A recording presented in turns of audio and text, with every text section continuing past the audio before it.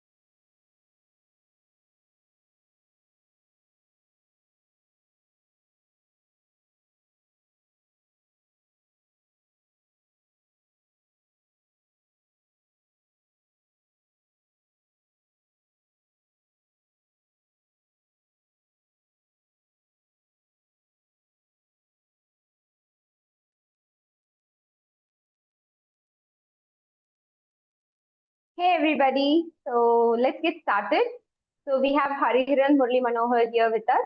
He is the head of marketing at Zoho One, and he has been with the organization Zoho for the last 16 years. And it was incredible to even have this conversation about him being here with us. And the way we had this interaction, it was so good that I was able to see even normal conversations go with value. So I'm sure this guest lecture is going to be of immense value. It's going to be a power packed session. So I will leave this floor to you, Hariharan. Let's get started. Thank you, Sharada, for that introduction. And yeah, it is always good to have meaningful conversations, even when it is a casual one. Well, thank you all for joining this session, and I'm really happy to do this. And I hope that we will make the next 1 hour or 2 hours useful. So, with that said, let me share my screen and get started.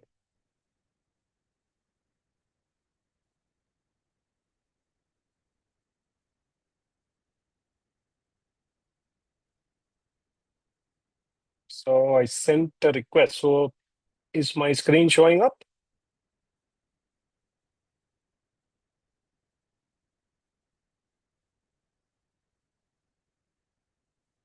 Is everybody able to see my screen?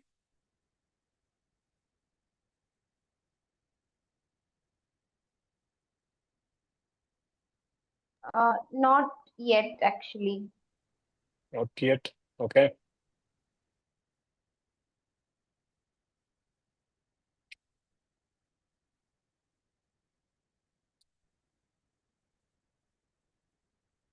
Mm,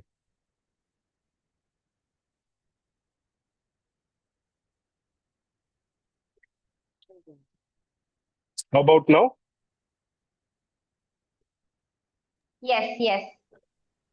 I see your Okay. WhatsApp. All right. Yeah. Yeah, Thank moved away you. from WhatsApp. There we go. So, are you able to see the presentation now?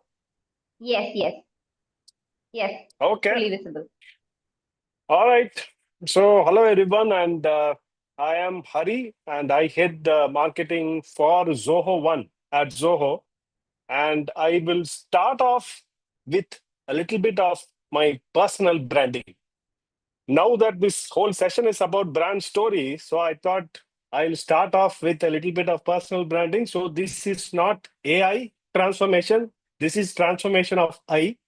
And this is my transformation in Zoho in the last 15 years. As you can see, I have gained a lot of wise hair over the years, I suppose. And hopefully, I would be able to deliver something useful here. With that said, so I started my journey as a marketing analyst, and I worked with Zoho Mail, I worked with Zoho Workplace, and then Zoho One. So that has been my journey. I made a post about my journey after 14 years of completion on LinkedIn that went unusually viral. So if you're interested, you can look at it in my LinkedIn profile. Having said that, let's move on to the agenda for today. So first, we will look at what brand itself is, what it means to say brand storytelling, and then we look at what are some approaches from a Zoho lens we have taken in terms of branding. What are the elements of a compelling brand story? Framework for building a brand story while we talk about the elements, and then how some of the brands have managed to succeed, with Zoho being one. There is another brand also that I have included. So this shall be the progression of how we will go about this.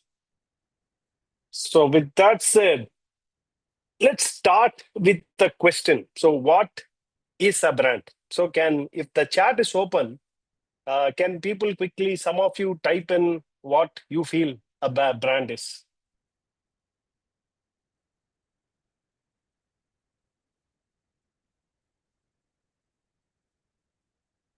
Let me see, where do I check the chat here?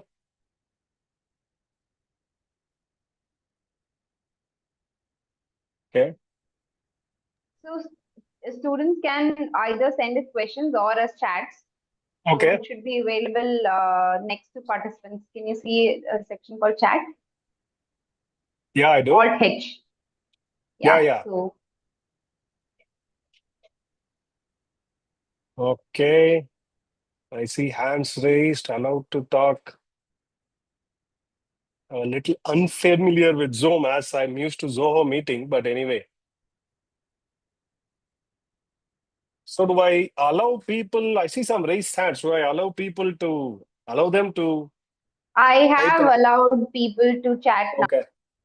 Okay. Anyway, I am sure that some of you have typed some interesting things here. So I am looking at the chat. Let me see. Dignity, identity. I've got two responses so far. Story, brand is an established company, image. All right, good.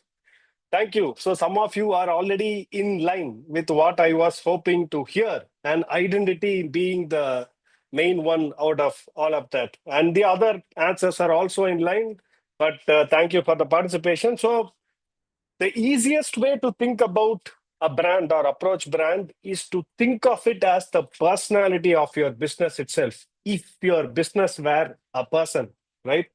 So when we think about a person, we think about the different traits of a person. So for example, the voice and tone of the person, how they talk. Do they usually talk formally? Do they talk friendly?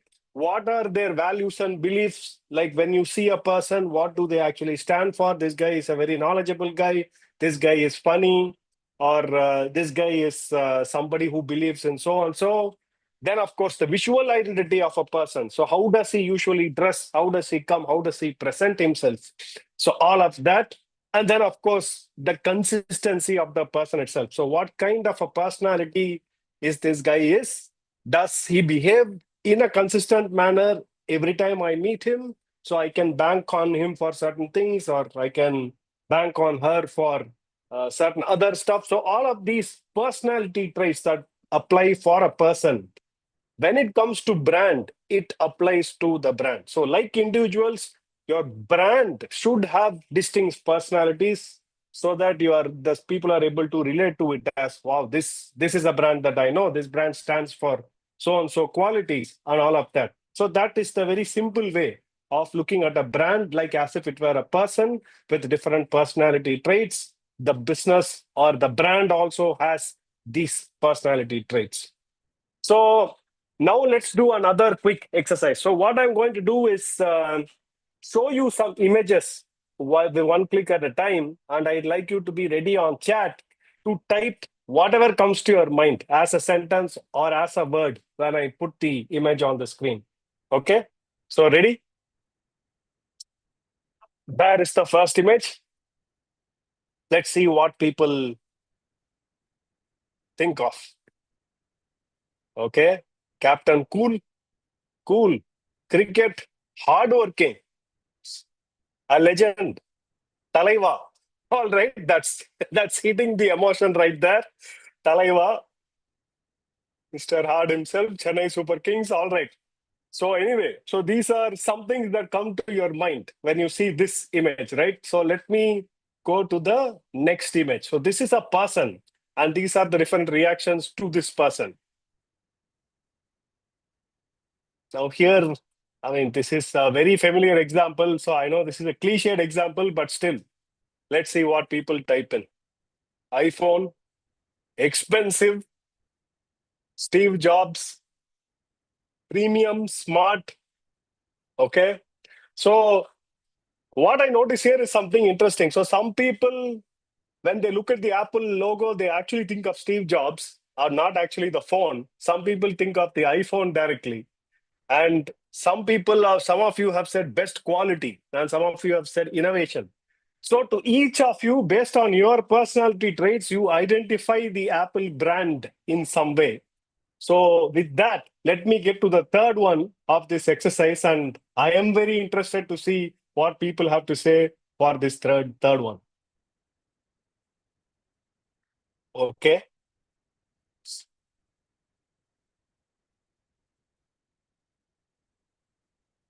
Workspace, Indian, security, connecting business, accounting software. Oh, I see a lot of accounting software. Efficient, Indian app, CRM, best workplace for employees. Not familiar about Zoho. Thank you for the very genuine response. No idea. ERP. All right. Good. HR tool. Thank you. Thank you for your responses. So I'm glad that some of you actually know the Zoho brand, and I've got to understand that a majority of you here seem to relate to the Zoho brand for CRM. or accounting software or the fact that it is an Indian company. So this was just a quick exercise on the moment you see something, what comes to your mind. I think that defines the kind of brand value each of these people or these companies have created in you. So some of you have said, I don't know about Zoho at all, which is a very genuine answer. So that means that we as a company have to do some more in terms of our branding so that you know about us. So that was a nice, fun exercise. Thank you. I gained some insights out of this.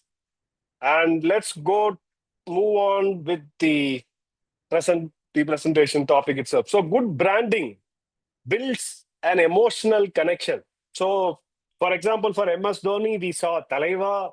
Then for Apple, some of you said innovation, Steve Jobs. And for Zoho, it seems like accounting software and CRM or something that come to your mind. I did see some of you use innovation also. So maybe Zoho, in terms of the response that I've got, somewhere we have made a connect in terms of Zoho branding with you. And I see that the Apple branding also has, some of you say it is expensive, some of you say it is innovative, and some of you even think of the person. So there is some level of emotional connection when you say it is branding is about an emotional connection, and emotional trust building actually takes time. So when you get into a brand story, when you set about brand storytelling, it is going to take time because it is emotional.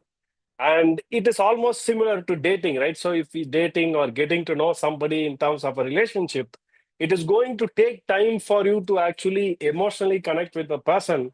So these are just two things to keep in mind, that branding is emotional, and something that emotionally has to build trust is going to take time. So now the first and foremost thing that is required before you can actually talk about crafting a narrative is for your business to actually be different and distinct. So if your business or your product or your service is not really different and distinct, it is going to be very difficult for you to drive a brand narrative. So that is the first and foremost thing that is required. So if you take again the example of Apple, we all can easily say that they are very different and distinct in the way they manufacture their phone. Their designs are always looked after as the best and the most premium and all of that. So that is the difference and distinctness that they bring to the brand. So any good brand, if you think about it, so for that matter, again, if you think about the person, MS Dhoni, so he brings something very different and distinct. There are other good captains, other good leaders. They have their own differences and distinctness. But when you think of Dhoni, there is something quite different and distinct. So that has to be in place before you even start your brand narrative. So first, the business has to be different and distinct. Now let's see how you craft your narratives on how your business is different. Again, branding is emotional. It is driven by storytelling and marketing, which is promotional. So this is also a difference that I would like to highlight, because in a lot of ways, people tend to use the word branding and marketing, side by side, which is they are both necessary, but they are different in some way. Where branding, again, is about building an emotional connection to what you offer, which is driven by a lot of tactical marketing, and marketing in general is promotional. The way you are talking about your brand, the means that you use to get the message outside, as an ad, in a YouTube channel, in a video, stuff like that is promotional. So let's keep that in mind, that branding is emotional and marketing, and it is driven by marketing, which is promotional. So what is brand storytelling?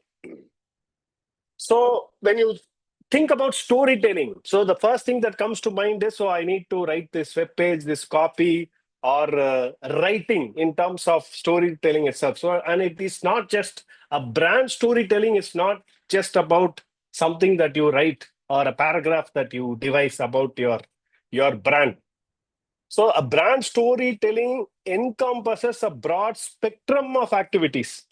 It involves crafting and conveying a very cohesive narrative that reflects your brand's value, vision, history, and mission across various channels. So When you say brand storytelling, it is in all the different touch points that you come across or somebody is coming across to your brand. It has to convey your brand's value, your brand's vision. So vision in terms of what are your values, what you want to do for somebody in terms of solving their problems, history, how your company came to grow, and what are the ideals that your company came to be what it is today. And then mission is about how you execute the vision itself. So what are the things that you are doing in order to make your vision successful?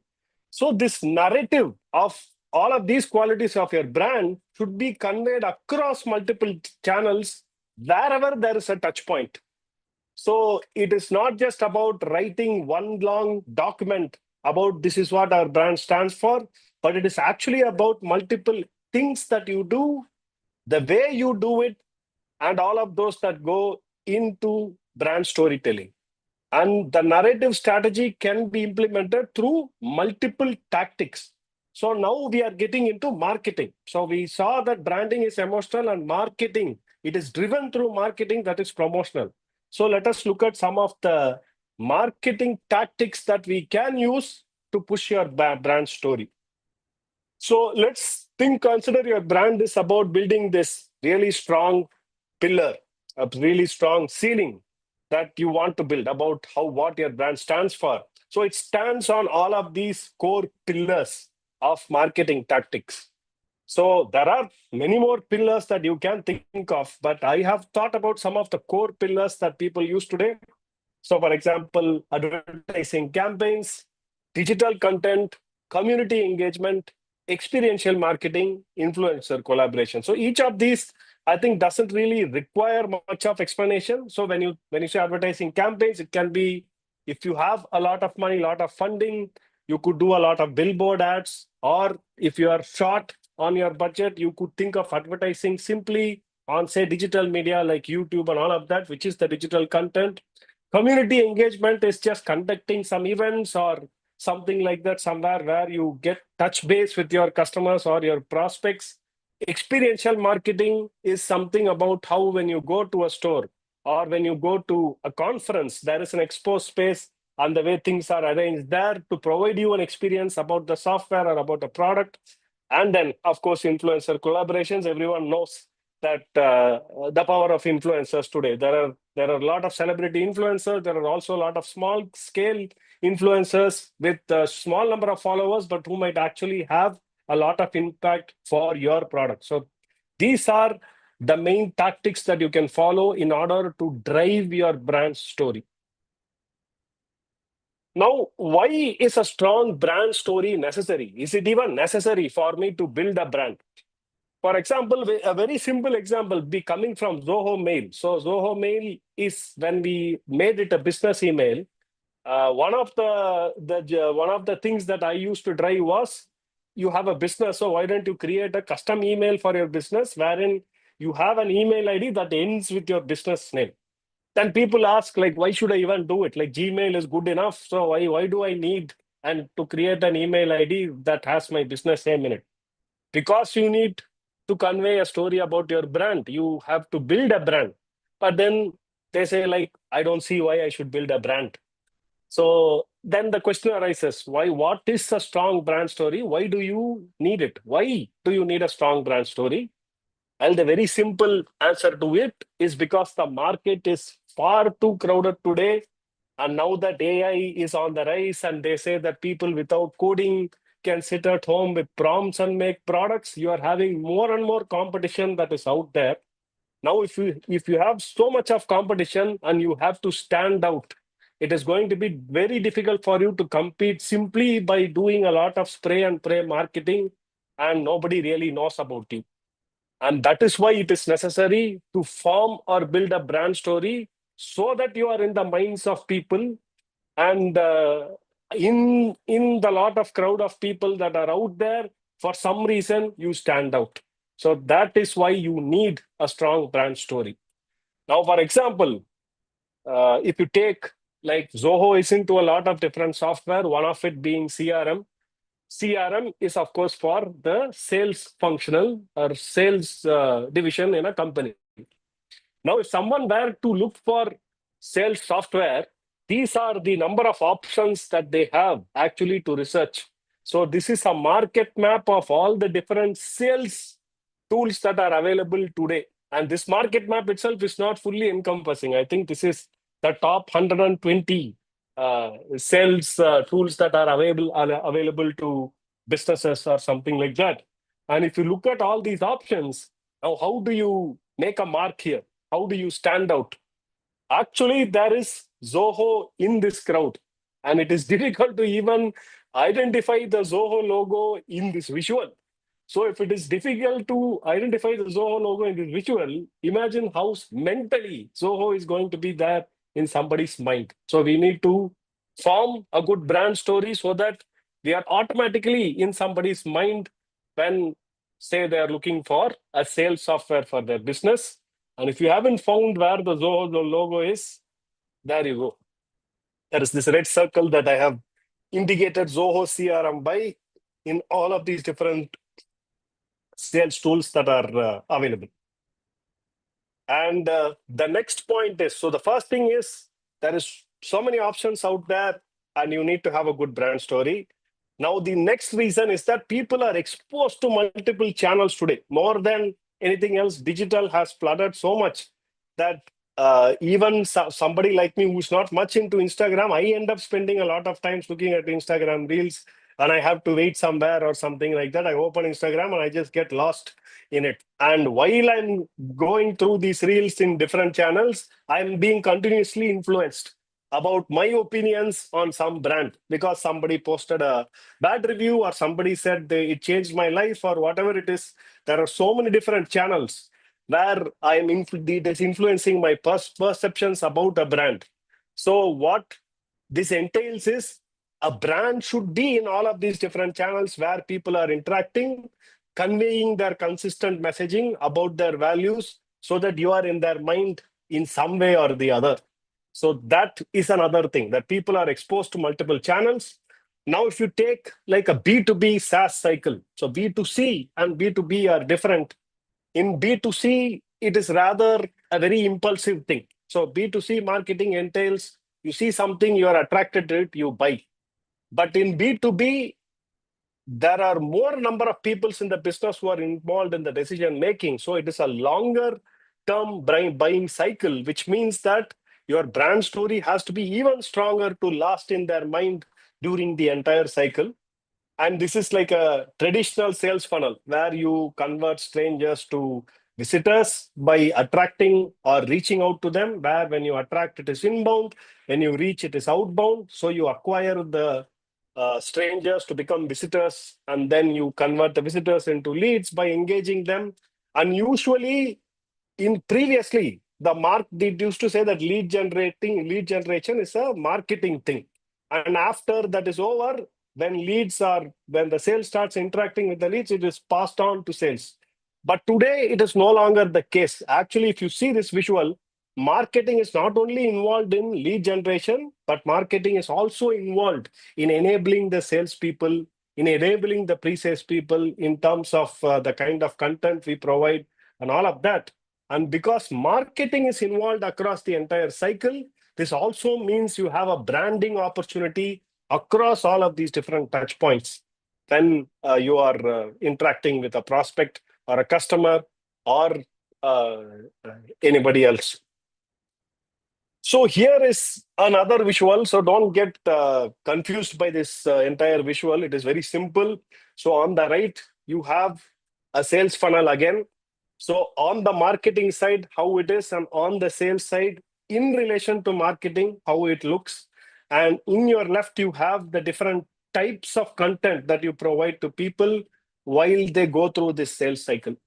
So for example, when it is a stranger, you want them to first be aware of what your product is. And then you want to educate them more about what it can do in solving your problems. And once they are in, they want to explore your product further. And after that, they want to have more training. And when you look at each of those bars, it shows in what phases these things span. So again, this is showing what are the different touch points that are there in this entire cycle And given so many touch points, how you can actually inject your brand and brand story in all of these different touch points so that you form this impression on somebody's mind about what your brand stands for. So again, this is a very simple way of representing the entire life cycle of a customer. So on the marketing side, you have stranger, visitor, to a registered business, to becoming a customer, and then becoming your advocate who talks about your product. And then you have on to your right a sales funnel, and how between marketing and sales in different stages, these are the different content types that you usually pitch to them, forming your different touch points for you to be able to drive your brand story. So a strong brand story differentiates your brand. See, this whole thing is about being different and distinct. If anything that you want to take from this, then branding means you have to be different and distinct. And first of all, you have to be that, and then you have to tell the story about how you are different and distinct. And what this does, it builds trust and credibility in the long run, that you are in the head of people. Once they believe in your brand, next time they want to do something, they immediately think of your brand instead of having to market to them again to come to you. And this drives customer loyalty in the long run, and it simplifies complex solutions. So it helps your audience understand that if I go to this brand, I can get my things done easily. And of course, it creates a brand recall, and it stays in the mind in such a way that next time somebody comes to them and talks about some problem that they have, you tend to suggest the brand to them. So that is how the brand has sat in your head. So that is why you need a strong brand story. Now, having said all of the basics of branding, let's look at Zoho's approach to brand storytelling. And again, remember, first of all, before you can even think of doing branding or brand storytelling, the business has to be different and distinct. So that has to be there. It has to be in meaningful actions that reflect that your business is different and distinct. If this is not there, no amount of marketing can actually do anything, because the brand and its value or the difference and distinctness it has is not existing. So meaningful actions that reflect it. So let's see what are Zoho's convictions and values, and then what are the actions that we are taking in terms of being different and distinct. So I'm talking about this more from an educational point of view. This can also tend to look like as if it's a marketing pitch, but again, this itself is a branding and marketing opportunity in some way. So what are Zoho's convictions and values? So from the beginning, so we have been a private company, so we have never got any external funding, and it's a private company with a public vision. So what this means is that we want to stay private, but we want to do something for public at large to help their lives, for public or businesses to be able to get software to do their business. And we are very particular about the privacy of customers. We are not into the business of showing ads. We are committed to continuous product development and innovation. That is another commitment. And we are always customer-centric, dedicated to our customers and our employees, because employee experience and customer experience go hand in hand. It is two sides of the same coin. And we are proudly Indian in our roots. That is something that some of you in that initial branding exercise, you had simply typed Indian company. So that itself is a win in terms of us, our brand standing for an Indian company. So these are our values. So this is where it all starts. Your brand storytelling starts with what your core convictions, beliefs, and values are. So these are Zoho's values. Now, what do we do about them? So these are our values. Are we doing something in line with these values?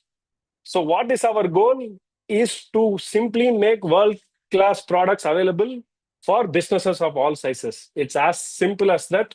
So we want world-class software to be at the hands of businesses of all sizes, not just enterprises, not just the bigger companies, but for even the smaller companies and startups to have world-class software. So that is what we are about. So how do we do that? We do that by offering forever free plans in most of our services that are also ad free. So this touches on two of our beliefs. So we are very conscious about privacy, which means we should not be in the business of selling somebody's information for the sake of ads, like how a lot of other companies do. Because when they offer something for free, they are actually getting payment through your information and giving it for other ad businesses. We are not into that. So that is how we are being in line with that particular core principle. So this is one way of us showing that our brands stands to for our principle of being a private company which has a public vision. So, for example, you have a forever free CRM edition, forever free Zoho Desk edition, which is a help desk software, and we also have plans starting from a lowest pricing to an enterprise pricing. So, this is one of the things that we do. So another thing that we do or we stand for is that we feel that world-class products can be built anywhere. So this particular visual shows a kind of a rural town where we feel that software can be built from anywhere. So this is also being in line with our public vision. So these are again examples of things that we do in terms of being different and distinct. Here is another great example of what we stand for. So in terms of our public vision, so we have something called Zoho Schools of Learning, where we take in students from the grassroots, from rural towns, train them in Zoho. For example, here is a story of a guy named Abdul Alim, who was actually a security guard. And he mentioned to one of our developers or managers that he has a curiosity. He is very interested in terms of how people work, all this software and all that. Is it possible for him to get into this in some way? It was just a casual conversation. That person took him into the team, gave him a training, and today he became a complete programmer through the Zoho Schools program. So this is another story of what we stand for and how we stick to it in terms of our public vision. So see, these are things that we are doing so that we are different and distinct. So that doing has to be there. And here is another example of our commitment to product development. So from 2005 to 2024, this is how our portfolio of products has grown. And as you can see, as the years are passing by, there are more and more products that are coming out. So this is how we stick to our goal of being committed to product development. And this is a visual way of conveying you that story itself. So see, again, brand storytelling is not about developing a text file. All of these visuals, this presentation itself is a way of conveying what we stand for. So here with this visual, it conveys to you that we are committed to continuous product development and innovation. It's about 50, I think 55 plus products that will come if you count this here, I believe. But Zoho brand was not built in a day. It has evolved over time with patient perseverance. So again, brand is something that is going to take time. It cannot happen in a week. It cannot happen in 2 weeks. It takes time for a personality to develop and people to recognize you for what you are. So it has evolved over time. So what challenges that we faced in building Zoho's brand? So these are some of the challenges. So back in the days in 2009, when we started off the software journey, there were like stalwarts and big brands already like Google and Microsoft, and we were playing in the same field. And of course, we are not like Apple or Nike. We don't make any fancy products and all that where we can put those fancy visuals on the website. It is software. So we were not considered trendy or aspirational like a Tesla. Our focus was on affordable software and giving something practical. And we had very limited brand recognition. So even today, I think some of you said, I don't know what Zoho is, which means that we still have a long way in terms of establishing our brand. And because we have so many different products in Zoho, it is sometimes a challenge for us as to what we should take out to set up to tell about our brand story. So these are the challenges that we faced. And let's quickly look at how a very simple thing like a Zoho homepage has evolved over time from 2009 to 2025. Visually, as I go through this, right, just visually pay attention to how the website itself has evolved. That itself will tell you about how the brand has evolved over time. So this is our website in 2009. So in 2009, our website was only a single page. That's it. So when I joined Zoho in September 2009, this was the only page as a marketing team, which was, I think, the size of, 8 or 9 people. That was the size of the Zoho marketing team. And this was the only page that we had. That's all. So you click on one particular product, it will open up a sign up page, you log in, and that's about it. And this transitioned over time to developing individual website pages for each of our products. And the reason why we had to do this was to convey the fact that each of our product is actually deep in its own domain functionality through having individual websites. So as a brand, we had to convey this message out. So these are all not this one page with all of these different crude applications, but they're all deeply functioning applications. So this is another iteration of the website. So already you can see from the previous to this, I think this is around 2009 or 2010. This is the website. And as you move, you can see that the title or the messaging on top of the homepage is also changing. Now here it says the operating system for business, which was not previously the case. So we are now changing our brand narrative to say that we have so many different things to act as an operating system for business. And this itself is an iteration that we do over periods of time. It's not like you change this every single day, but you set something like this on your homepage and you let it be for a period of time, like at least a quarter or so, to see how it impacts your traffic, your signups, and all of that.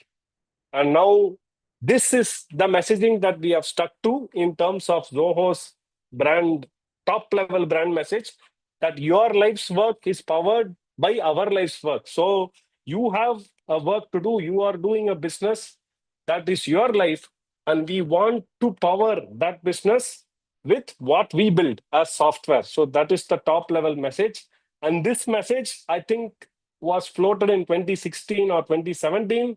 And even today in 2025, this is what our core message is, because this is resonating with the market at large in terms of what Zoho's top level brand message is. And now that you see the 2025 website, the Zoho logo has gone through a change, and so do the product logos on this web page. So previously we had these 3D logos. Now we have come to these 2D logos. So that is a transition that has happened over a span from 2009 to 2025 in a nutshell. So this is how you gradually work and iterate on how your brand is seen outside, by making these gradual changes, taking feedback from the public and putting it in your different collaterals. This is simply a website collateral, just an example of a website to show you how the brand has transitioned. So the common pitfalls that we have faced. So I see a race of questions here. Should I take in questions in between, or should I run through this this presentation and then take in questions? Sharda? However you see fit, Hari. Okay. Yeah. Let me see if I can address quickly some questions. Is it to introduce what is brand story? Is it to introduce your org vision, mission to target people, data scientist? My key skills are okay. Going to share this PPT. Well, I think this PPT will be this content will be shared. Okay, so there is one question: is a logo must be necessary for branding? Just asking it. So matter of unique. Okay. So, well, a logo, is it very necessary? Well, I think so. I think it will be good to build some form of a logo, because if your company grows, so when you are small, maybe nobody really sees you. But as your company grows and more people start talking about you, a logo would actually compress all of the values of your company, so that when somebody sees that, they immediately relate to your company, right? So that is what the logo is all about. It's not like if you change the logo, your brand's perception is going to change overnight. That is not the case. So that is one of the pitfalls, actually. So one of the pitfalls is people think that, okay, so branding means we have to put a logo, we have to have some fancy taglines, make some corporate videos, and that will change the branding perception of the company. Now that all these things will change, but it has to align with things you do. Again, it comes back to what are you doing and what are the things that you're doing to convey what you're doing. You have to be different and distinct. So that is a given. That is where it starts. And the logo and all of these other things that you do is what you are trying to attach all of those value to, so that that becomes a placeholder in somebody's memory as this is what this brand stands for. So yes, I would advise that it is good to have some form of a logo for any kind of a business, so that it conveys what your business stands for in a very simple visual way. So I'll give you a couple of questions that's related to logo that's there in the Q&A Okay. section, and then we'll Okay. move forward with the session. So what was the need to change logos year on year? And what is the meaning of the current logo of Zoho? That is the question that's related to logos. And one more question is, what is the main challenge that you face in the first year of your business is something that they're asking. And after this, we'll proceed with the session, and then we'll have the Q&A at the end of it. Okay.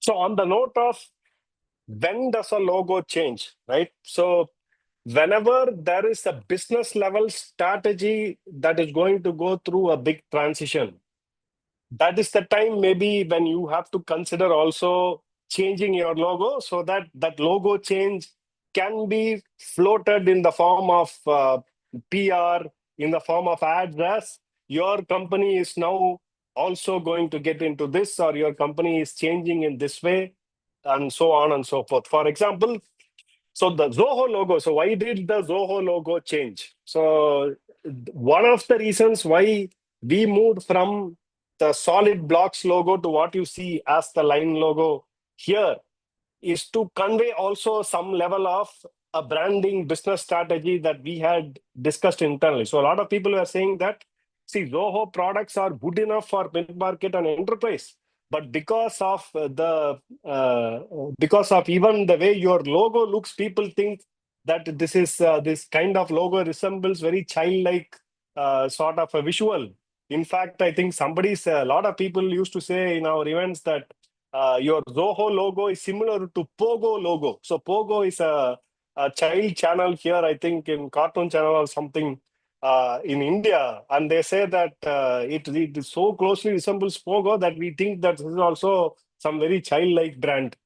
And you are only meant for very small businesses and not really serious about what you do. So this is it is this is how some people perceive it, by simple visual of a logo, that this is a small business company and so on. So we will have to acknowledge that, right? So we wanted to tell more about how Zoho is good for small businesses and startups, but our software is also sophisticated enough for the larger businesses. So when we wanted to get to this brand narrative, that is the time when we also made this logo change, and then we gave it to feedback to all our partners, who felt that, yeah, this seems like more sophisticated and in line with the minimalism style of logos that is expected of companies today. So that was the thing about the Zoho logo change.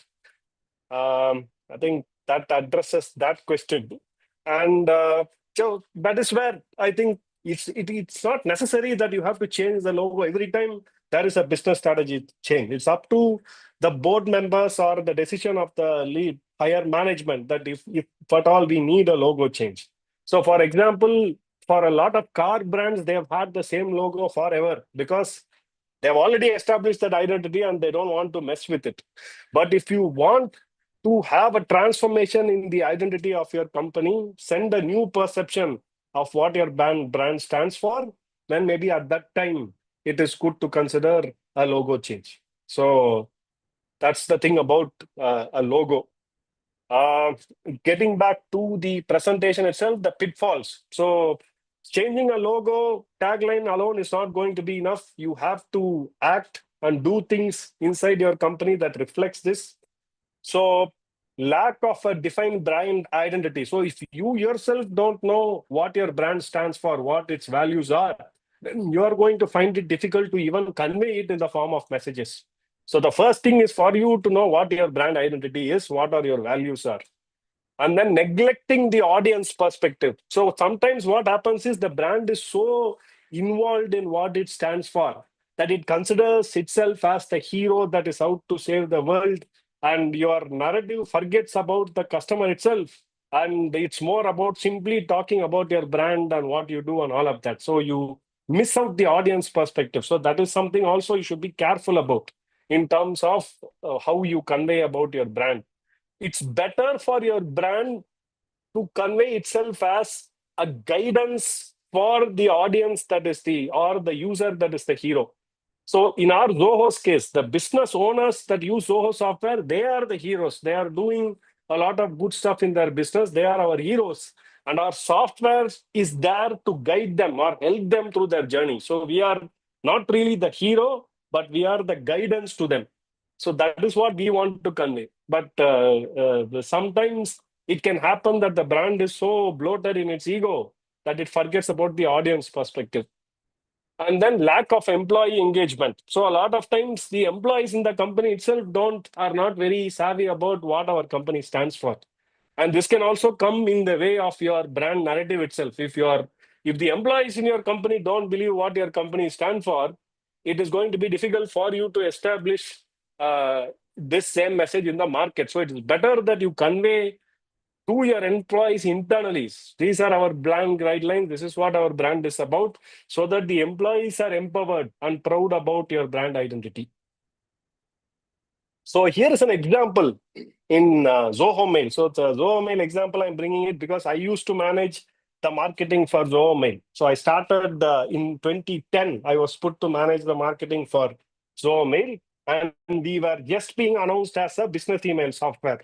And already, again, there was Google Apps, which was giving a free plan, and we simply didn't know how are we going to compete with this big brand. And nobody really knows what even Zoho is. So we went with, when I started my marketing journey, where I was not very seasoned, when it comes to the title of the homepage, the very simple thing that we all try to write is to call ourselves the best email hosting provider. So that is what initially these were the different home page titles that we were using until I think 2012, the best email hosting provider, the #1 email hosting service, hoping that you say this and people will see you that way. But then this is not really the right message, because you are talking about how your brand is and how you are the best. It's not really talking about what is the problem of somebody wanting an email it is solving. So what happened was, for our luck, Google Apps closed their free edition on December 6, 2012, if I'm not wrong. And because that was the only big popular free plan that was there and they shut it down, suddenly people started paying attention to Zoho Mail automatically. And at that time, what we did was we changed this messaging to take control of your inbox. So now if you look at this very simple one-line sentence, take control of your inbox, it is talking to the user that your inbox is having a lot of advertisement, your inbox is having a lot of spam. It is time that you take control of your inbox. Now, this is talking about the benefit that comes to somebody when they use Zoho Mail. And what we also did in parallel was to say your inbox is not a billboard. This is an ad-free email.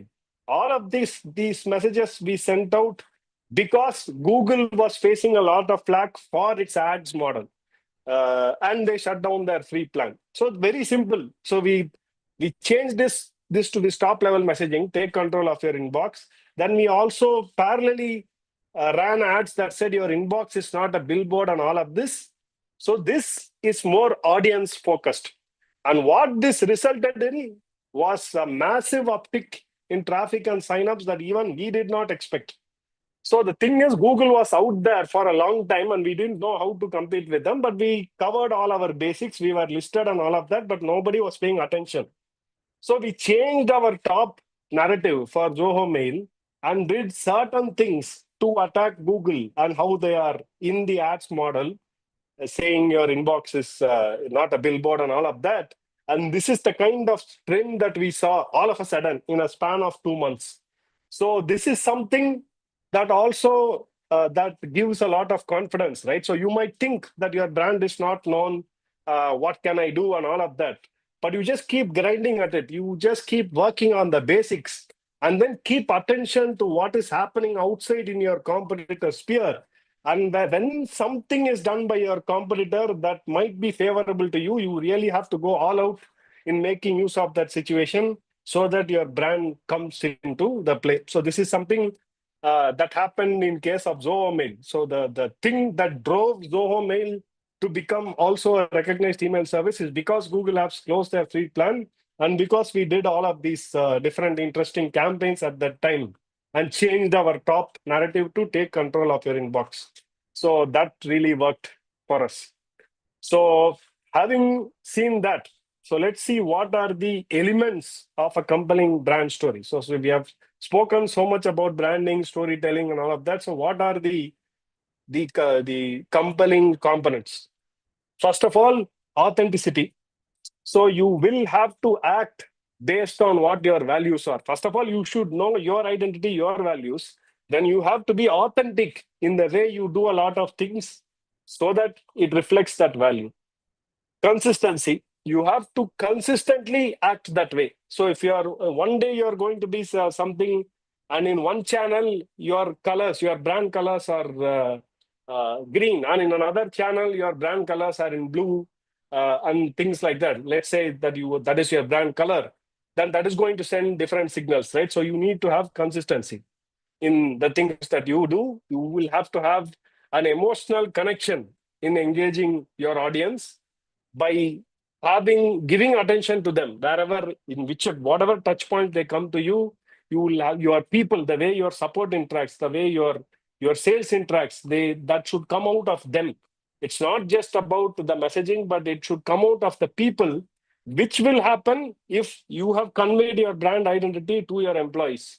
So that emotional connection and treating customers as the boss, it needs to be there across. Then it has to be relatable. So obviously, we are all driven by emotions. Each of us have some tastes that we all adhere to. So the brand has to target a market or target the people who can relate to your values and your identity. So that relatability needs to be there. And there should be a purpose in the things that you do. That meaningful word is very important in this. So the differentiation that you show should be meaningful. So what do we mean by meaningful is whatever you do in terms of offering a business software, offering a product, should actually solve somebody's problem out there. So that is when it becomes meaningful. And when you do that with a way that is emotionally connected, people will love your brand. So that is how they start liking your brand. So sometimes there are cases where it does solve your problem, but because of the way you are treated by the different people in the business, you don't really love that brand, but you just have to stick with it because it solves your problem. But when all of these components are in place, your brand is going to be top in their mind. So how do you integrate these brand elements into the different things that you do? So you first define your brand's essence. So your values, that is where it starts. Your vision, that your values. What do you value? Do you want to create a luxury product and do you want to make people feel premium? So is that what you want to do? Or do you want to offer something that is affordable, yet very sophisticated, which is the case with Zoho? Is that what you do? You want to be Zoho wants to be private. So we have never taken external funding from outside from the beginning for the last 27 years. So we have stuck to that value. So that is the brand essence. Then you have to develop brand guidelines that you can communicate within your company and also communicate outside. So these are our brand guidelines and we want you to stick to it. So in the Zoho website, actually, there is, if you go to the website and navigate, there is brand guidelines on the website. A lot of popular websites, you will find that these are the brand guidelines. That needs to be there. Ensure that there is internal alignment. That is, within your employees, they should understand your brand essence, and they should understand your brand guidelines, and then apply the brand identity in all touch points. So wherever there is a touch point, so if your sales is sending out a brochure to some prospect, or if you are having a community event where you are serving something in a plate, so all of that. So if you want to now bring in that Indian connection there, if there is a styrofoam cup available, you don't want to use that. You actually place a davara or an Indian tumbler there to convey that you are Indian. So all of those are touch points, right? Every touch point is an opportunity to convey your brand identity. And then leverage employee advocacy. So within your employees, ask them to reshare your content, reshare, repost the things, your post on LinkedIn and all of that. And then always solicit feedback and evolve. So keep listening to your customers and audience, what they say about your brand. So one good way of measuring brand. So there is this question: how do I know that I have now developed a brand? How do I know that we have formed a brand now? A very easy way to know that you have become a brand is just go to Reddit or to any of the forums or your comments on YouTube video. When you see people talking for your brand, or defending your brand, if someone posts something bad, and if you see two or three people coming there and saying, no, I have been using Zoho, or I have been using this company and there is something wrong and it's not the way they do stuff, you might want to get into this. So when you see people defending your brand, it is a good indicator that you have now become a brand, that there are advocates out there who value or who are attached to you so much that they want to advocate and defend your brand. So these are some ways of integrating the brand elements.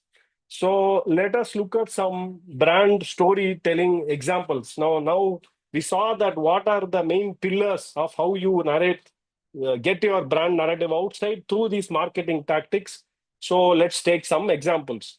Now I took the example of some brand that maybe a lot of people might not relate to here. So how many of you actually can I have a raise of hands for people that know this brand? It's an Indian brand, Indian shoe brand, Neiman's. So a raise of hands.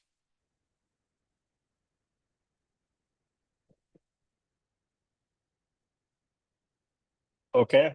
There are some raise of hands, but I am confused if it is a reaction to this or if it is a question that is being asked. I think a couple of people raised hands just now. There was only one person who raised the hand. Okay. All right. So a lot of people probably are not aware of this brand. I came to know about this brand, I think, through some, my first touch point was some Instagram post while scrolling Reels, I believe. So their brand actually, this is an Indian brand that is on a mission of sustainability and also making comfortable shoes. So these are the two things that they want to solve. But their first core value is to actually convert all the plastic waste that is out there to shoes that are quite modern and trendy that people can use. So this is a marketing video of this brand.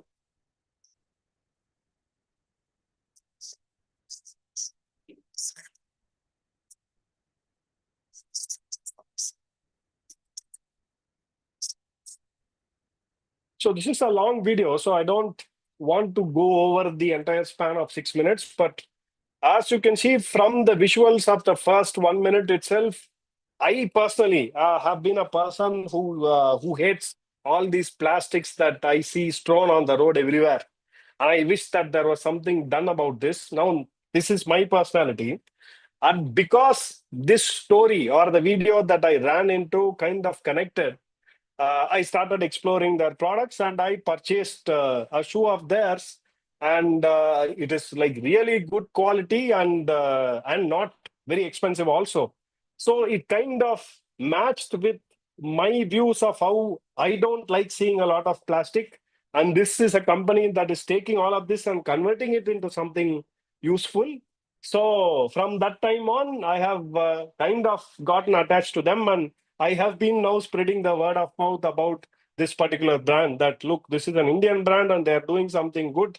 And of course, from the time I ran into those ads and because I purchased, they have been doing a lot of social media marketing in terms of ads that I see now that I'm in their system, and I'm fine with it because I now like their brand. And these are some of the social media ads that you might come across. And the thing that I noticed in terms of them conveying their story about sustainability is how they have these kind of visuals in some of the ads that they do. You see this half shoe, half plastic bottle, and then this strong message that our page has come to an end, but our relationship with you has not.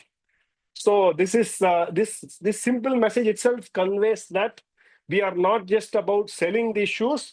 We are in a mission of sustainability, and we would like you to be part of our mission. So, and because I am somebody who doesn't like all of this trash and all that, I can relate to it. So maybe somebody else might not really relate to it, and they are not into this whole sustainability thing. But then this is one way of how this particular brand has won me as a customer, and now I have developed the habit of buying more stuff from them and advocating them to others so that they have succeeded in conveying their brand message to me as a consumer.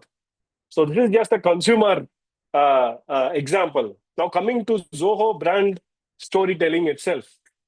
I'm not sure how many of you have come across this YouTube channel. We did a lot of PR and all that for this campaign of ours. So made in India, made for the world. So this directly relates to how we take pride in our Indian roots. So there was this lot of talk about India, and India is not known for quality, and we don't really want to be seen as Indian because people might think that Indian software is not up there and all of that. So we wanted to do this branding campaign that we are made in India, proudly made in India, but we are also made for the world at a global stage for global companies. And this is like a brand video of ours. If you have not seen it, you can just type Zoho made in India, made for the world, and you will get to it.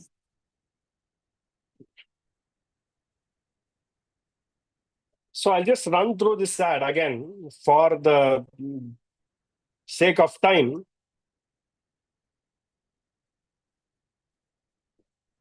So this is how it ends. It says made in India, made for the world. And some key moments here in this video is the thumbnail itself that you saw, where the shoulder of a farmer and the shoulder of a software engineer, they brush against each other, saying that just like how the artists in India are paying attention to their craft in making a lot of stuff with their hands, so Zoho as a software company relates to them. And we are also seeing software as not merely making software, but it is a craft that we pay a lot of attention to, and it is made in India and made for the world. So this is the whole process that went behind this corporate ad. Now it doesn't end here, right? So now that we have floated this ad, and after this ad, if we were not Indian in the things that we do, it is not going to convey that message. But because a lot of other things that we do match with this whole pride that we take in being Indian, that builds an identity of it being a very strong Indian brand. Now, this is another example of a product that was launched from a rural town. So all these developers are in Tenkasi, which is like rural India. And usually you won't think that software products for the world comes out of a rural town. So this launch ad also, we wanted to make it from the rural town itself. And this entire ad was shot by the students from Zoho schools who are into designing and all of that. So this was not an ad agency, but this was integrating what we are doing inside of Zoho with our identity itself. So this is one of my most favorite ads from Zoho. So maybe you can say it's a 1 minute 38-second ad. I'll play 30 seconds of it maybe.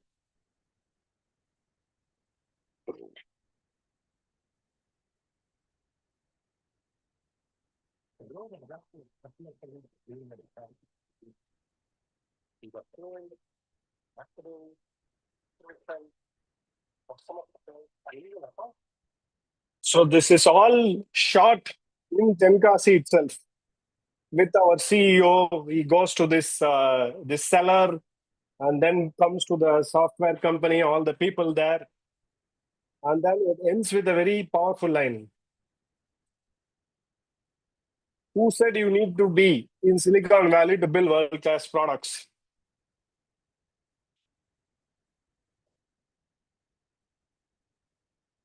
So this ad was so good that when I was in some kind of a government event, when there was this government person, I don't remember who, and I said that I'm from Zoho, and he said, what is Zoho? I've not really heard about it. I picked my phone up and showed him this particular ad, and he almost even teared up and said that you are doing something like this, and we don't know your story. So you should actually be doing more about spreading this news that there is a software company that is getting people this kind of a place to launch products. So that is something that I cannot forget in terms of me showing that ad and seeing somebody get emotional about it and all of that. So that this is an example of some of our video campaigns. And in terms of the billboard also, if you see a Zoho billboard, it is generally not very busy. It's very simple. So for Zoho CRM, when we said your Salesforce discount code, Salesforce is a competitor, and we said your Salesforce discount code is Zoho, which means that if you want a CRM that is more affordable and you are somebody from Salesforce, your discount code to have a similar CRM is Zoho. And it's a very simple ad. It doesn't have anything busy, but just this line. Another thing that you will notice about Zoho ads is that we are not into this whole celebrity endorsement things. So we always want to focus or highlight our customers and use the story of our customers. And for Zoho books, you see here that this particular person is no celebrity or anyone, but just a Zoho customer who trusts Zoho books, and we have just used him in our ad. So that is something that we believe. And if you see a Zoho One ad, me coming from Zoho One, yellow is a brand thing that we want to attach with Zoho One. So wherever you see a Zoho One ad, you will generally notice that it has an yellow background. Very simple ideology. Zoho One, yellow. But because yellow is so bright, people are able to relate to something that they see in yellow, and over time, Zoho One itself gets its own branding out of the Zoho branding that this ad is from Zoho One. So these are some 3 examples of even some sub-branding that goes internally in our Zoho products. And wherever you see at Zoho events, we are generally dressed in some kind of Indo-cultural attire. So what we want to do is we want to pay some heed to a local culture and also show that we are Indian. So in general, like you will see a kurta and somebody wearing a jeans, or if it is an Indian event, you will generally see people wearing kurta and dhoti itself.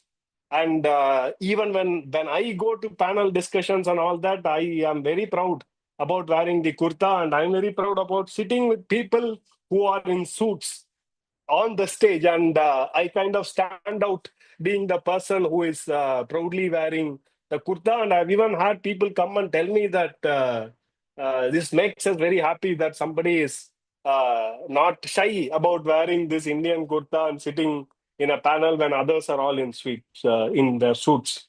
So this is something that we do. We have a lot of community-centric events that we do across in terms of there is the Zoholics user conference. So we don't also believe in spending a lot of money in external events or trade shows.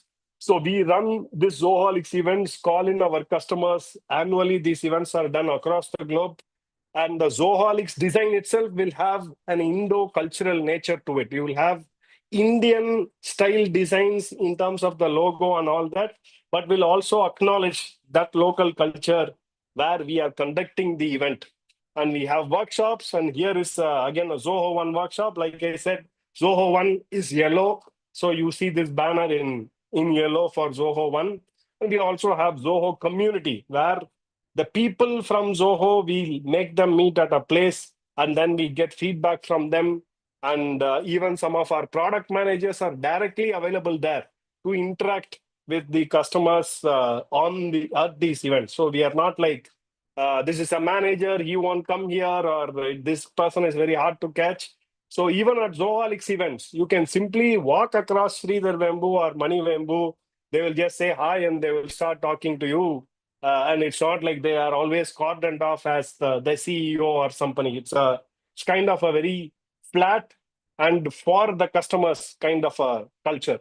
So these are the ways that we are weaving our brand narrative in the different things that we do. So, and the way we convey our messages, our ads, and all of that. And then we also have experience centers at our expo, as I had mentioned, where again you will see people dressed in attires that are kind of Indo-cultural, and our top level senior managers and everyone are available in that spaces for any customer to come and start interactions and share their feedback. So that way we are always open to being listening to our customers and customer focused. So these are the different examples of Zoho brand. So in summary, now that we have come to the very end, we have spoken a lot about brand, we have seen some examples and all of that. So what is key to brand? What are the key factors to brand storytelling? So it starts with knowing your audience. So the first and foremost is to know who you want to help, who you want to serve, what do you want to do to somebody, or what problems you're out to solve. That is the first thing. So to know who you want to serve or build a product for or offer a service to. So that is the first thing. So that is where it starts. And then you have to be authentic in sharing your values to them in terms of the things that you do. How are you going to be different and distinct from the others? What is going to define your identity? So that is the next. Then you have to keep the messaging very simple. So if you take Zoho, our example, our messaging, our core messaging is simple. We want to build world-class business products for businesses of all sizes that are affordable. So that is very simple. So it's a very simple message. Made in India, made for the world. Again, a very simple message. So as simple as you can convey your message or narrative to your market, the better it is. Then you have to use these emotions in the things that you do. As you had seen in the ad, the Zoho desk ad, or the other video, corporate video that we had created, we show all these artists in action, then we connect how that artist and the software engineer go hand in hand. You saw our CEO standing in this rural area and going and approaching a lady, and he says that she does marketing and accounting herself. So those are some emotional cues. So that kind of emotions and groundedness in our character, we convey it. You have to find your characteristics, what you want to stand for, and how you convey them. And don't show it, don't just tell. So using real life examples. So there are a lot of customer case studies that also I wanted to include here, but just because of the time, I haven't used them. But we do a lot of case studies, and that social proof of how people are using your software is key also. And again, be consistent in ensuring how your message is conveyed in terms of all the different channels that you are conveying your message. It has to be consistent in terms of design, in terms of the colors that you use, in terms of the message that you convey. It has to connect with the authenticity of your brand, and encourage the people inside of your companies, your employees, your customers to also align with the things that you do. Be open for feedback from them. Be open to listen to critical feedback. And based on that, keep kind of changing your narrative now and then so that your brand identity is conveyed. So these are the different factors in brand storytelling. And to conclude, I would want to conclude this with this thought of branding and marketing going hand in hand. So you can't market, you can market all you want, but if you don't know who you are, people won't know either. So you can do a lot of marketing, but if your identity and values are not known, So no amount of marketing is going to actually work because it is confusing as to who you really are. And the other thing is, you can have the best brand in the world. You might be making a lot of good stuff. You might have a lot of good values. And if no one knows about it, then what's the point? So both of these things are necessary. It has to go hand in hand. You need to have a good brand and you need to stand for something different and distinct. And when you are that, you also need to convey that to the world out there that you stand for this and people should know about it. So branding is necessary, marketing is also necessary.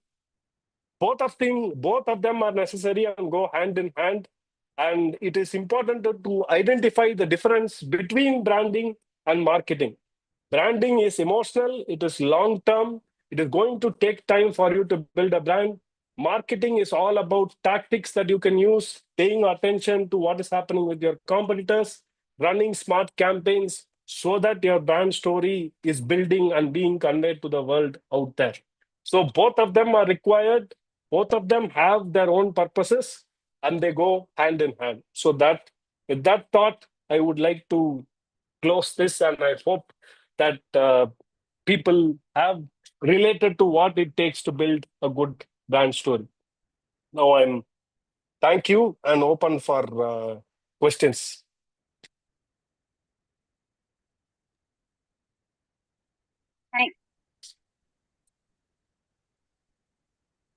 Thank you so much, Hariran, for that insightful session. So, students, as you already know, I will be sharing the feedback form first.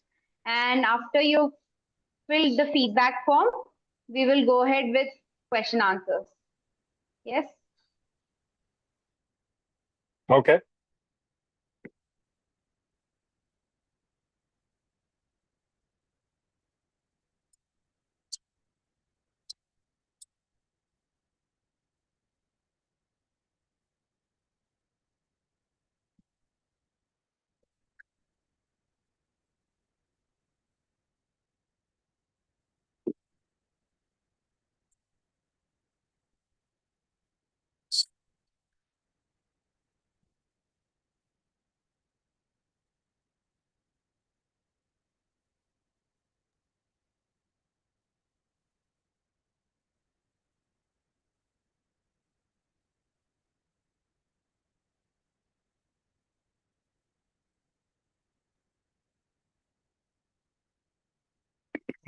I noticed 28 open questions here.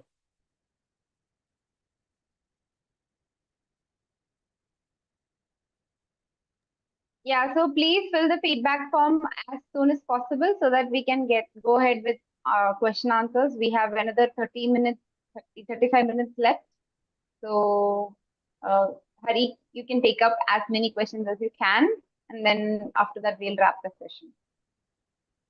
Yeah. Okay. Yeah, sure.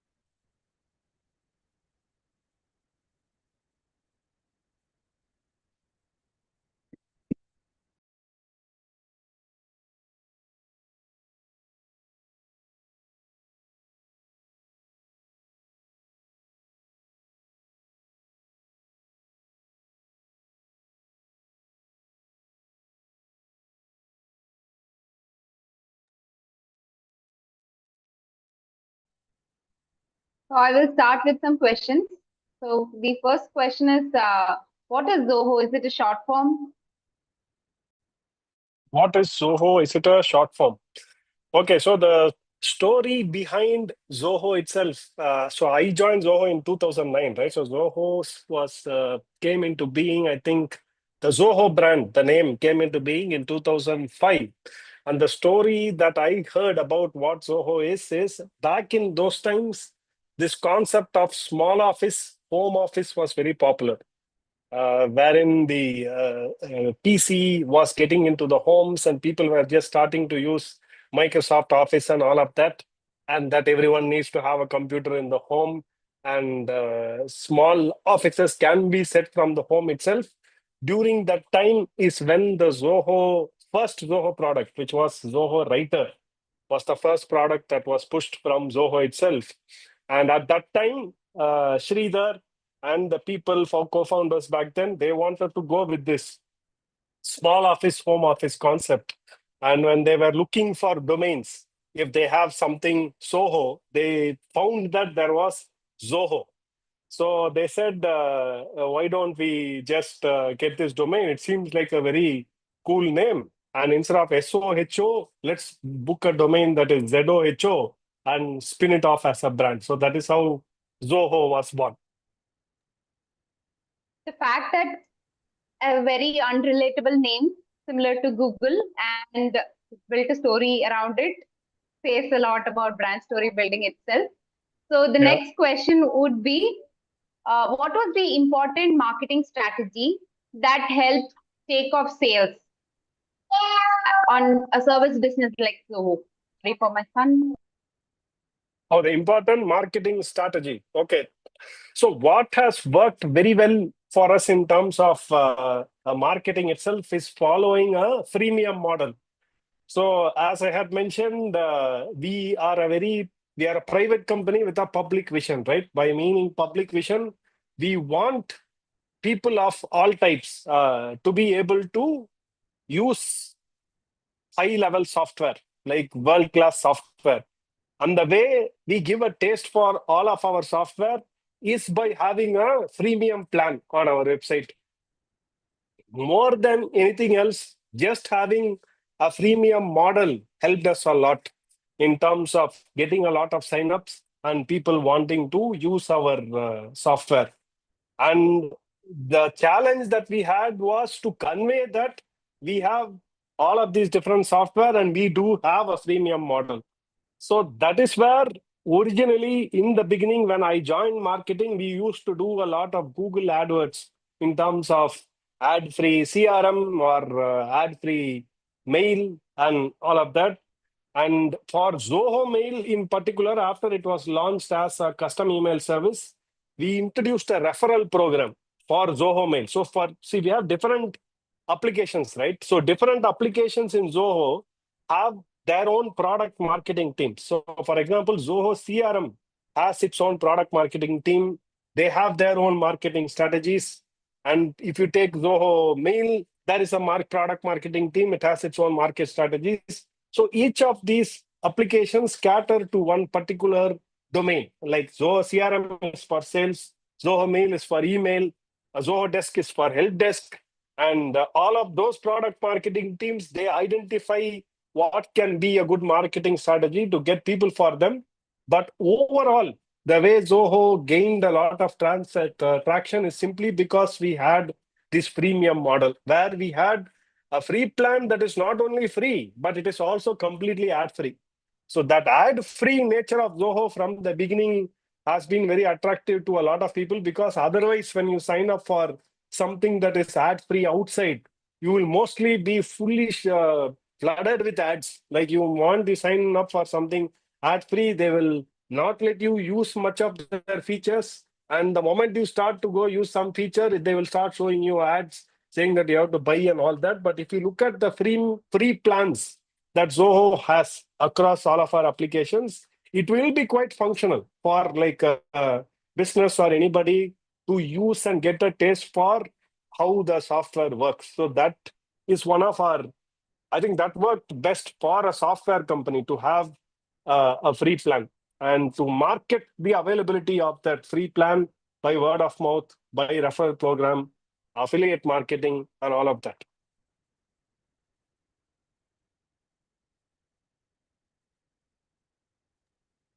So I see that the name of the guest is different in the feedback form that I shared. I will reshare it again.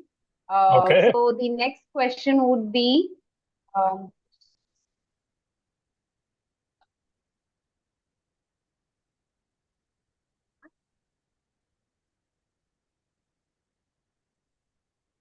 a brand is established with a certain narrative for rebranding purpose. How to approach branding of the same company? Because people have set a perception, and now since you're rebranding, of course, you want to change the narrative. Hmm. Okay, so the question is about when there is a brand and when you want to rebrand, how do you go about rebranding an established identity? Is that the question? Yes, yes, yes. Okay. So let me think through this. Rebranding. So when we talk about rebranding is probably when I think you can, as a lot of people had asked, like when do you change the logo of your company? So a rebranding operation probably would be a good time, first of all, to change the logo of a company so that by that change you convey to the world that now we have a new logo and now our new values and new identities are so and so. And while you are doing that rebranding, you can think of how the other elements that go into your brand can also be changed. Like, for example, the colors that you used to use previously, or the look that you try to give people by the way they recognize your brand. So, how can you rebrand yourself? I mean, we can take the example of Apple itself.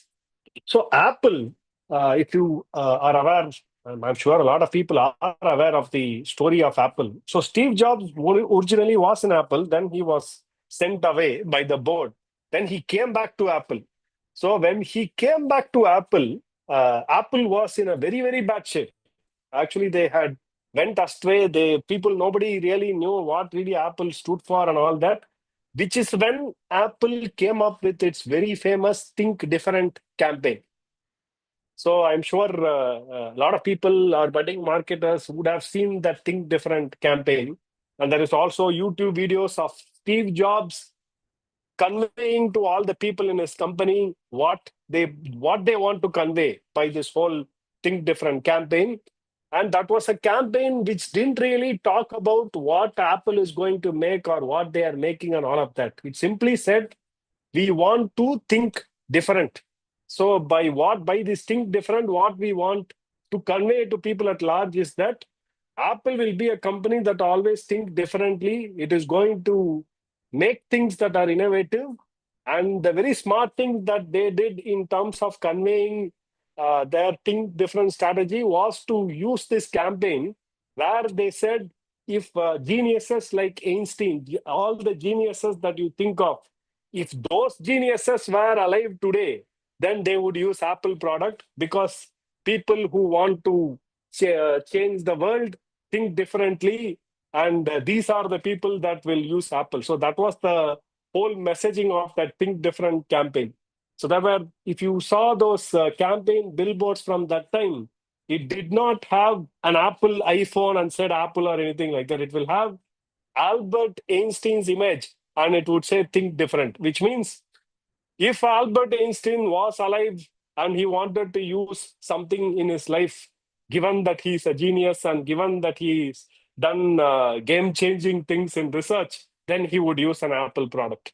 So that was the rebranding exercise done by Apple to shed their old image of what this company, we don't know what this stands for.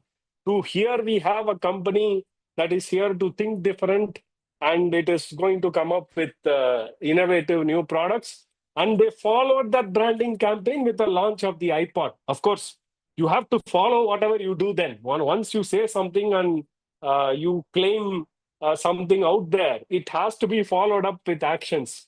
So actions are always going to be important.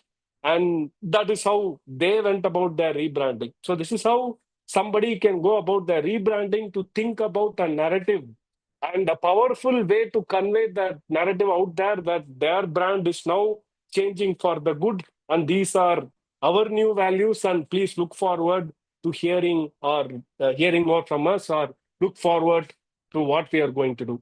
So that is my take with the Apple example. We could actually think of other examples also. For example, Nike. Everyone knows Nike stands the popular slogan, just do it. Do you know how the actually story of just do it actually came about? Nike also was struggling at some point of time as to with the competitors of Reebok and all of that, and they wanted to come up with something like we need to do something about this. We are losing market share and all that. So this guy who was working on this tagline, who was given the task, apparently he went to see some execution of a prisoner or something in somewhere, if I remember the story right. And at that time, when they were about to execute that guy, they said, "What are your last thoughts?" And that guy said, "Just do it." So when when that guy said, "Just do it," this guy, when he saw that moment, he thought, "Wow, just do it." So this seems like something that we can latch on to our brand. And if you see all Nike ads also, they convey their brand narrative not by saying our shoes are made of soft soles and this is the material of our shoes and all that. Of course, they say that, but the way they hook you is by showing some athlete that runs with the Nike shoe and says that for the people that who just do it or something like that. So they connect an emotion to it by saying that we are here. Our shoes are for athletes who don't care about all the odds and they just go out to do it. So just do it. So that is the rebranding of Nike. So these are a couple of examples of how you can think of that one line or one tagline that can tie your other elements of your brand. And then what are the other things that you can do in terms of a powerful video or a campaign to convey this new message of your brand or new identity of your brand? You said Zoho is from India to the world, but do you Mm. think it can create problems in sales while you sell a product to the world? Some people might not like using Indian products because of some reason. I say this is exactly why we want to continue to say we are made in India, made for the world. We want to break that. So we want to break this whole fact that something coming out of India is going to be cheap and is going to be of low quality. This is the problem of, this is called the high cost fallacy. So what this is what India faces in general is called high cost fallacy. What is high cost fallacy is, if something is cheap, it is going to be of poor quality given. So that is what the notion is in terms of the cost. And there is another interesting story on high cost fallacy. So to study this factor, what they did was they had two sets of people who are wine enthusiasts, who are wine drinkers. And what they did was they gave one set of people some cheaper quality wine and they gave another set of people some high quality wine, but changed the labels in that wine and then asked the people, which wine do you think is of premium taste? And the people who actually had the wine from the cheaper bottle, but with a different label, said the taste of this is so fantastic or something to that end. So which means that it is just something in your mind that if something is cheap, it has to be of poor quality. And if something simply is of high priced, it is going to be of high quality. So that is a notion that we, I don't know, for whatever reason, India, of course, India also makes products and we don't really follow those high quality standards. So that is there. It's not that we are making high quality products and giving it for cheap, but we want to break that notion. Do we face challenges in our sales, making a sale because we say we are made in India, made for the world? Yes, sure. We do face challenges because this is the perception outside. So you are an Indian brand, and how do we trust an Indian brand to deliver in the skills? And we then have to share all our ideals, our values. Then we take a case study, or if we have a story of another big brand that we have managed to convince to use our product, then we show that and say, look, here is this big company and they are using Zoho. And obviously, if you think this company is using Zoho and they trust us, we must be doing something right. And you have to change this notion that India is always about making poor quality software. And to an extent, we have managed to push this out that Zoho as a company and Zoho software is not of totally substandard quality because we are cheap. But we are actually enterprise level software, but we want to make it affordable to the public. You shared an example of MS Dhoni. If someone who is not as famous as him for playing cricket for the nation, can they build a brand like MSD? Wow. Interesting question. So let me think through this. So, see, MS Dhoni did some. He does all these last minute things that he pulls off. Right, he finishes like no one else, and he's known for his calm in situations of stress and all that. So that became his brand. But you can actually talk about a lot of other cricketers who are not maybe that popular, but who do have a brand of their own in some way. So, for example, if you take Ravichandran Ashwin, so I'm not sure about all the people who are not aware of cricket, but if you take Ashwin, Ashwin is not as popular as an MS Dhoni, but he does have certain traits himself. And when he retired, there was a lot of emotions on Ashwin Anna going out of the game and all that. So he does have some brand value. So can someone develop a big brand by not being that popular? See, you become popular because you are different and you are distinct. That is always the case. How are you being different and distinct? And in that, if you add the word meaningful, right, that is where I think it uplifts you to be a brand. So sometimes some people do something just because I want to be different. I'm going to do this differently. I'm going to make a dosa that is not circle, but let's say square, and I want to be different.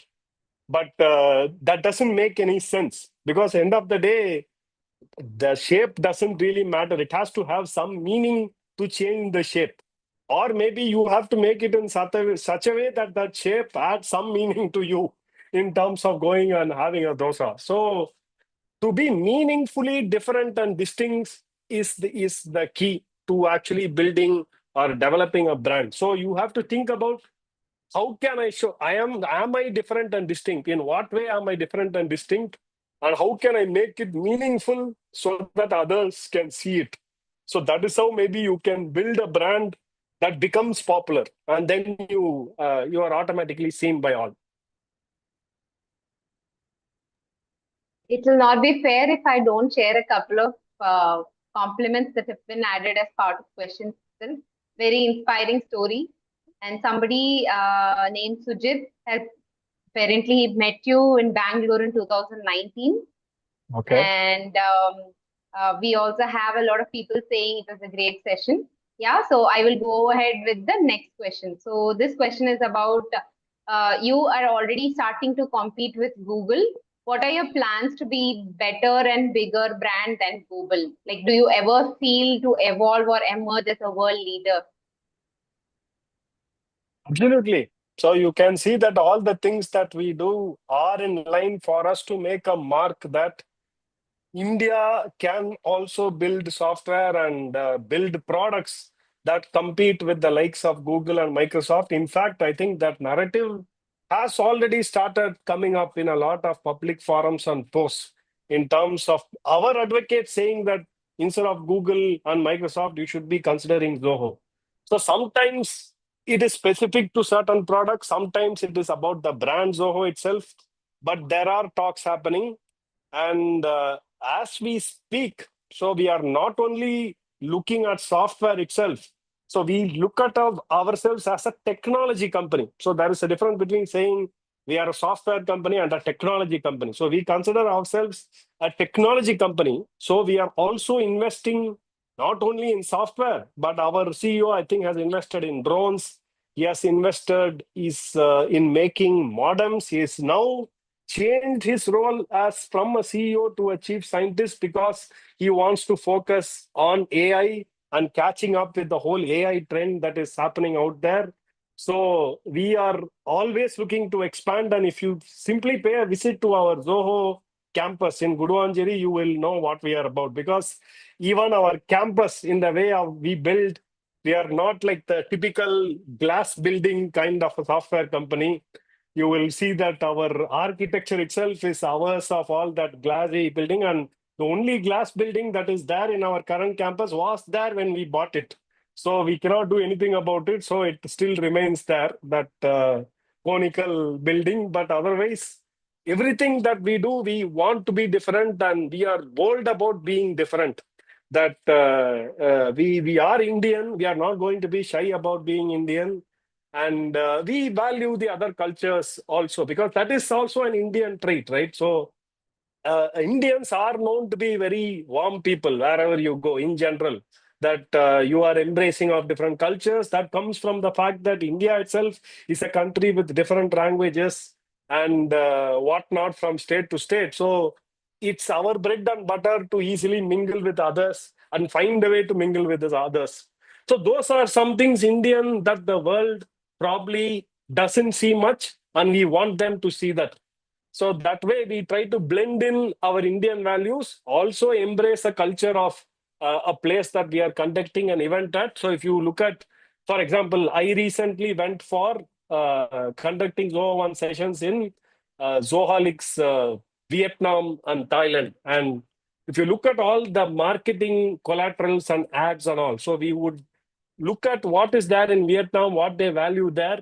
We will bring an Indian artistic touch to all the collaterals that we do when we campaign for a Vietnam event. So that way, it's Indo-cultural. So it is Indian, is blended into their culture, and we say we are Indian and we are acknowledging your culture, and we are here to give you world-class software. So that is what it is.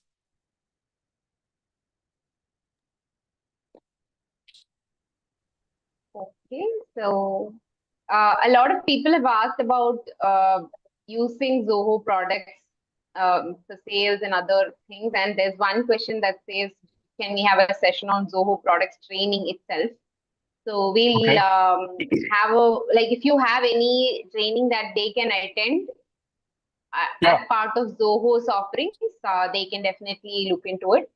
And the next question would be, how do you handle criticism and come over to cater to improve yourself? I didn't get the question again. Can you? I How do lost you audio. handle criticism? So How do you handle basically, criticism? they're asking Okay. about reputation management. Okay. Reputation management. How do you handle criticism? Well, the best way to handle criticism is, let's say, you came across a post that totally lambasts your product and says it sucks or this doesn't work. That always happens. So it does happen. I have faced, in fact, I remember something very vividly in a blog post of Zoho Mail. So there was this Zoho Mail post about some feature which I had written about in my earlier days. And there was one comment that still stands in my head. So that comment was, boy, you guys know how to put lipstick on a pig. I I read that and I didn't know how to react to it first. So he said that the comment said you're actually a pig and you're just putting lipstick on that pig and making it look like it is something attractive. So we have faced such comments like that. So during those times, well, first of all, you will have to acknowledge fault on your side in some way. And most often than not, when somebody has a rant about your story or something, it is better to first start with an apology, whether you accept it or not, to say that I'm very sorry that you are feeling the way you are because of the experience with with our product, and that we have left you with this poor taste. However, let me try to defend myself now by saying what measures that we are taking. And I would like to get more deeper into what made you feel this way. So can we get on a call, or can you share more information about it so that we can win back some faith in some form? Or if we have lost, if we have been so bad that you don't have any faith in us, please let us know if there is some way that we can make it up to you by in some means possible. So that is the first thing, is to acknowledge that the fact that you made somebody feel that way, I mean, nobody is simply going to come out there and say you suck. It might happen, but not everyone comes out there to simply say that you suck or something is bad because they have gone through a bad experience. So there can be a lot of things that led to that bad experience. So the first thing is to acknowledge the fact that you are listening. So most often than not, right? Just the fact that you say you are out there listening itself will solve a lot of things. Like, okay, we acknowledge that we are here. We saw this comment. We apologize for this, the way we made you feel. So what can we do now? So to listen, to say that you have listened, to simply say sorry no matter what for making them feel that way, and then trying to understand what made them feel that way and offering solutions. So there have been instances where we have managed, I have personally managed to get on call where somebody was totally irate and then had to tone them down over the call, then offered them additional support and services over a period of 2 weeks. And then they went ahead and posted saying that I was in this state, but because of the care that was given by all this Zoho stuff, I'm happy today of what happened. So that gives you a good feeling that, wow, so we converted this guy from here to there. So be open to criticism, develop a thick skin. Some comments can be very scathing, but it is important to develop a thick skin. It is their frustration. It is not at you, but it is because of their frustration. So try to just understand what caused that frustration, and an apology goes a long way. I have listened and I apologize goes a long way. Start with that.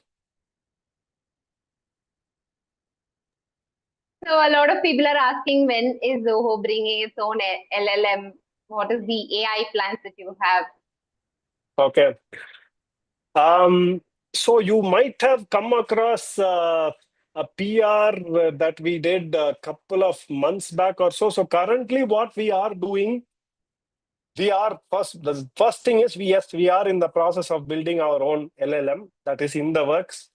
But again, you cannot be simply reactive to something as complicated as LLM, right? You don't want to have something half-baked and say, yes, we also have an LLM now. So it's not like that. And the thing with AI itself is that there is still a lot of confusion and murkiness around the privacy angles of using AI itself, like in terms of how the data is processed, what level of data is going to any server out there. And because it is one of Zoho's values to be very privacy conscious, we are again taking this slowly. So we don't want to simply, because there is all this AI thing happening, let's panic and announce an LLM. It's not like that. So we are always, Zoho in general is very calm. It is like Dhoni only in many ways, that because something is happening out there, we don't do these knee-jerk counter releases. We take our time to analyze why this is so. And honestly, if you think about it, the hype about AI is exceeding the reality. Honestly, there is too much hype about AI right now than what really AI will be useful for. So I'm not saying that AI is not at all useful. Honestly, frankly, I have used some AI visuals in this presentation itself that saved a lot of time. So I see AI as an assistant now, and it is still human intelligence that is going to rule the day for today. And Zoho is building its LLM, but because of these factors of privacy and things being very murky in that area, when we come up with an LLM, it will hold that value of data integrity and ensuring your data privacy. And that is when we will come with our LLM. For the time being, we are integrating with ChatGPT and all the other LLMs that are out there. I think ChatGPT integration is available in 16 Zoho products. And even when we do those ChatGPT like integrations, we vet it in such a way that the data privacy factors from Zoho's end is not affected because we are integrating with ChatGPT. That is why it will take, some of them also take time because we are very conscious of that factor. And yes, you can hope to hear from us in terms of Zoho LLM sometime in the future, but in terms of the timeline and all, we can't say. We take our time. We are very proud about that also, in taking a lot of time to come out with some things. And we are a company that believes that you should not have too much of pressure in terms of fast results. So some of the things we experiment and fail fast, but there are certain things that we think should take time. And this AI is something that we should take time, but we integrate with ChatGPT at this time. And we have our own Zoho intelligence assistant, like Zia, it's called Zia. So that has already been there.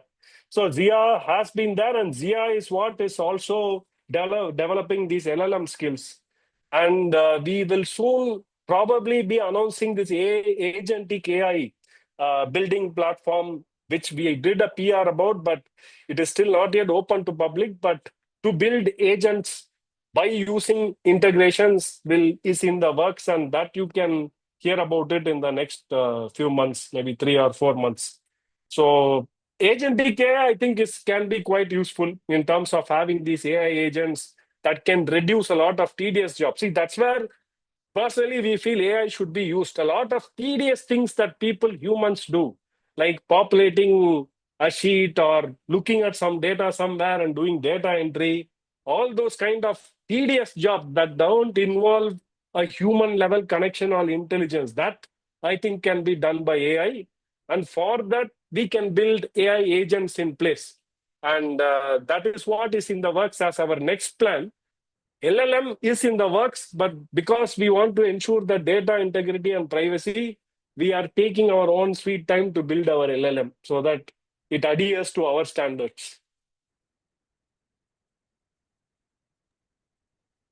I think we have come to the end of the questions here, because I don't see any more questions that's related to the session topic. Okay. If you have any more questions, I'll give you a couple of minutes, and after this, I think we can wrap it. My personal feedback, it was great.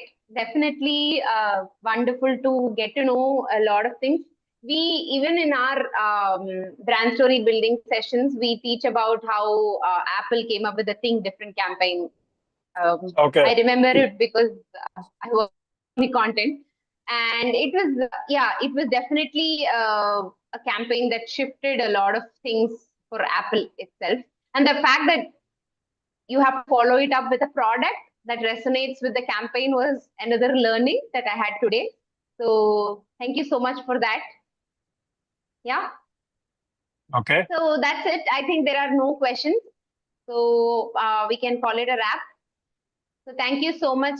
I see that we had around 125 participants from the beginning of the session, and the count has stayed till the end of the session. Thank you so much for that participation, because it means that the session has been of great value, right? So thank you so much for that. Thank you, Hariharan, for being with us today, giving your time despite your busy schedule and all of that. So thank you, and I got to learn a lot about Zoho, and I'm sure a lot of people in this session would have had now this inspiration that I want to be part of this brand. You know, that feeling was given to us. Thank you so much for that, and have a great day. Yeah, this is a brand building touch point also for me. So I hope, it was informative in some way. So the only fear that I had was, I've been a marketer and I've been doing a lot of marketing presentations.